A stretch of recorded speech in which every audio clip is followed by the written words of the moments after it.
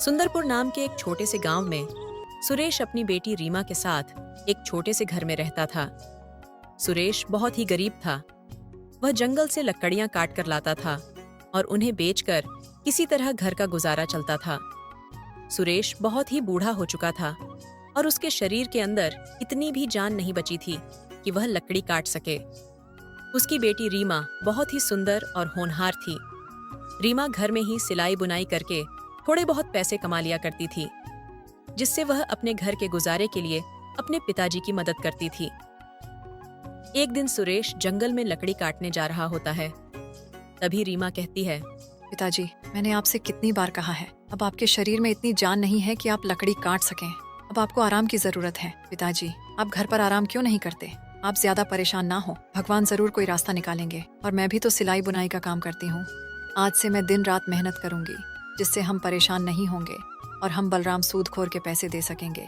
बेटी रीमा की बातों को सुनकर बूढ़े सुरेश की आंखों में आंसू आ जाते हैं। सुरेश बिना कुछ कहे जंगल की ओर लकड़ियां काटने के लिए निकल जाता है। रीमा अपने पिता की आंखों में आंसू देखकर बहुत परेशान हो जाती है। शाम को जब सुरेश घर लौटता है तो रीमा उसे खाना देती है और उसके पास बैठकर बोलती है, पिताजी, आप किसी से थोड़े पैसे उधार लेकर बलराम सूदखोर के पैसे क्यों नहीं दे देते? बेटा, बुरे वक्त में कोई रिश्तेदार या अपने काम नहीं देते। सारे रिश्तेदार मुंह मोड़ लेते हैं और वैसे भी मेरे सारे रिश्तेदार खुद ही गरीब हैं। वह तो अपना गुजारा ही बड़ी मुश्किल से कर पाते हैं। ऐसे में भला मेरी मदद कैसे करेंगे? मेरा कोई दोस्त या रिश्तेदार इतना अमीर नहीं है जो मुसीबत में मेरी मदद कर सके। लेकिन पिताजी, हमें कैसे भी करके उस सूदखोर के पैसे का इंतजाम करना ही होगा। वह कल अपने पैसे लेने आएगा। अगर उसे पैसे नहीं मिलेंगे तो पता नहीं वह हमारे साथ कैसा सुलूक करेगा। अगले दिन जब बूढ़ा सुरेश जंगल में लकड़ियां काटने गया तो जंगल में उससे एक अनजान व्यक्ति मिलता है। वह व्यक्ति सुरेश के हाथ में कुल्हाड़ी देखकर कहता है, तुम्हारे हाथ में कुल्हाड़ी देखकर लगता है कि तुम एक लकड़हारे हो और इस समय जंगल में लकड़ी काटने जा रहे हो। हाँ बेटा, मैं एक लकड़हारा हूं। क्या तुम्हें मुझसे कोई मदद चाहिए? मुझे कोई मदद नहीं चाहिए, मगर अब तुम्हें सजा से कोई बचा नहीं सकता।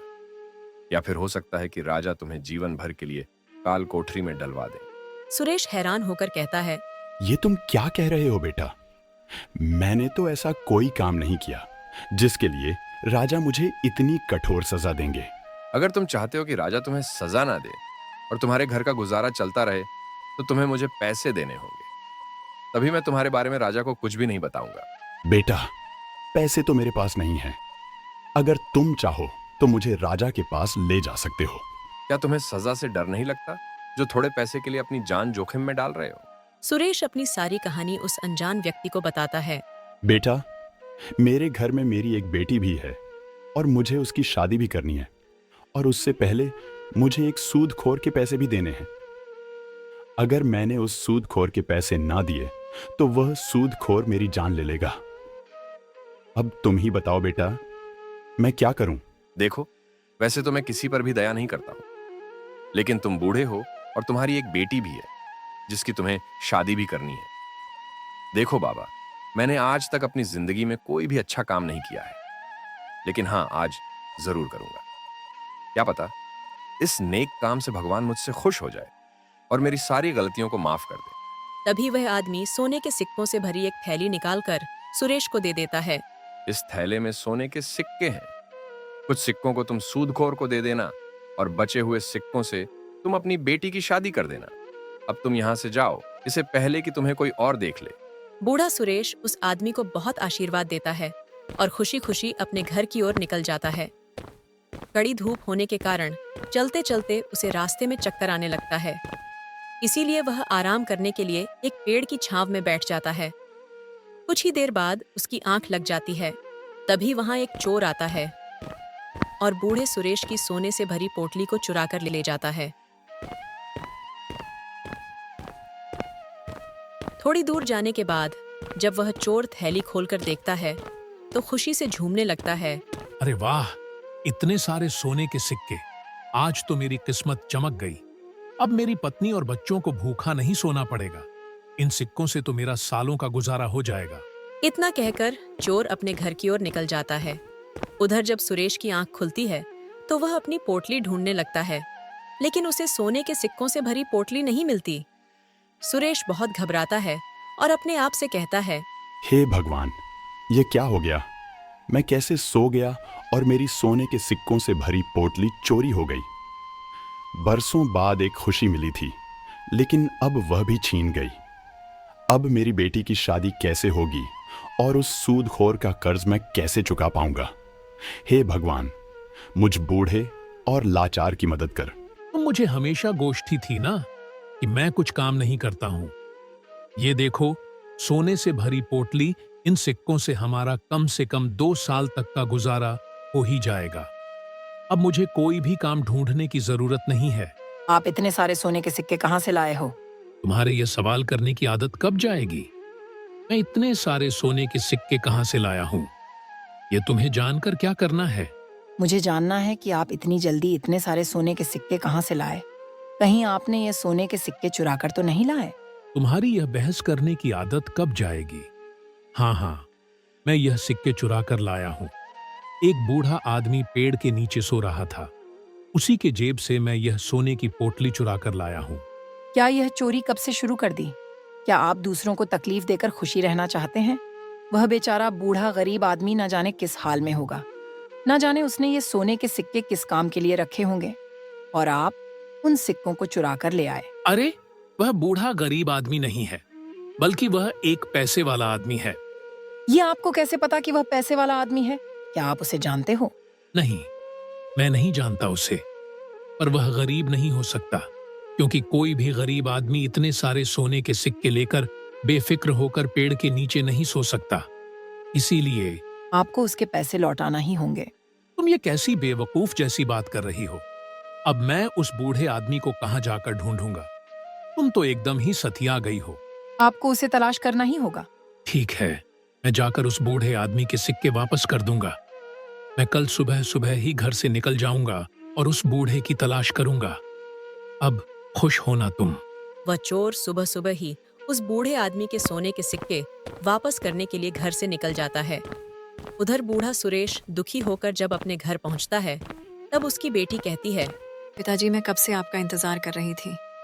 आज आपको घर आने में इतनी देर कैसे हो गई? तब बूढ़ा सुरेश कुछ नहीं बोलता।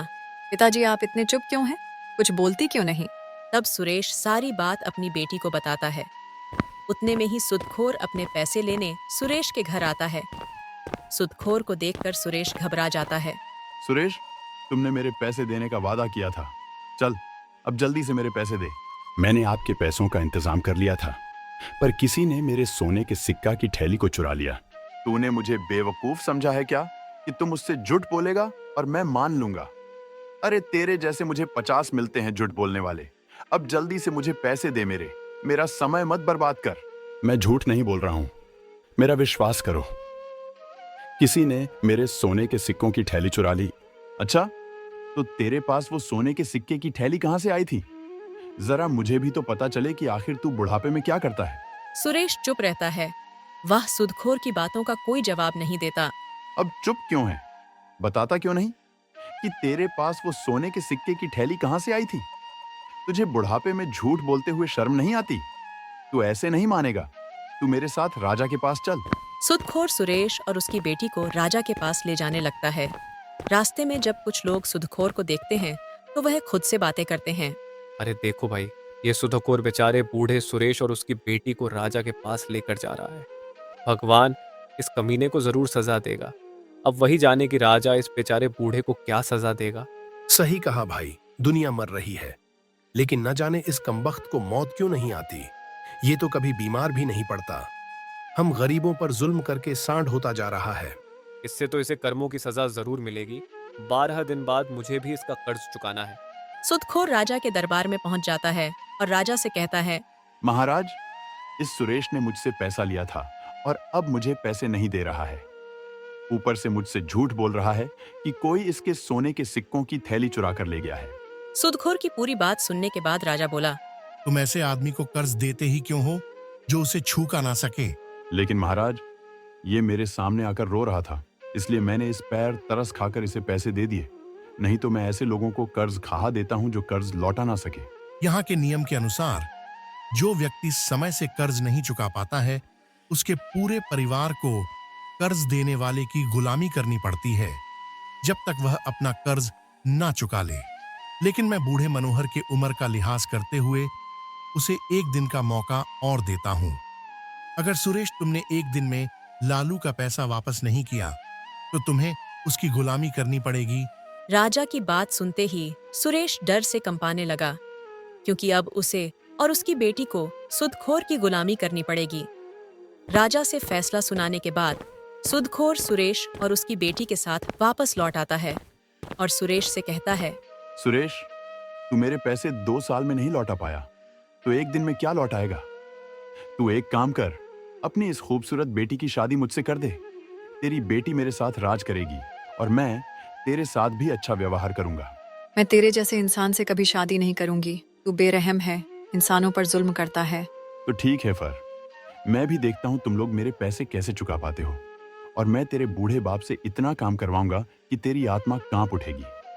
अब मैं चलता हूं और एक दिन बाद आऊंगा। वीर लालू वहां से चला जाता है और लाली मनोहर से कहती है, पिताजी, हम एक दिन में इस मनहूस का कर्ज कैसे चुकाएंगे? अगर हम एक दिन में उसका कर्ज नहीं चुका पाएंगे तो वो मनहूस हम पर बहुत अत्याचार करेगा। पिताजी, अगर आप बोले तो मैं उसे शादी कर लो। नहीं बेटी, तुम उस लालू से शादी मत करना। अगर हमारी किस्मत में उसकी गुलामी करनी लिखी है तो हम उससे भाग नहीं सकते। लेकिन पिताजी, वह सूदखोर बहुत बेरहम है, उससे किसी पर दया नहीं आती। वो आपकी उम्र का भी लिहाज नहीं करेगा। बेटी, भगवान जरूर कोई रास्ता निकालेंगे और जल्दी ये कठिन समय गुजर जाएगा। इतना कहकर सुरेश अपनी कुल्हाड़ी लेकर घर से निकल जाता है और उसी पेड़ के नीचे जाकर बैठ जाता है जहां से उसके सोने के सिक्के चोरी हुए थे। बहुत देर तक आसमान में बकबकी लगाकर देख रहा होता है और न जाने क्या क्या सोच रहा होता है। उसको कुछ समझ में नहीं आ रहा था कि वो करे तो क्या करे। इतने में वो चोर सुरेश की तलाश करते हुए उसके पास आता है।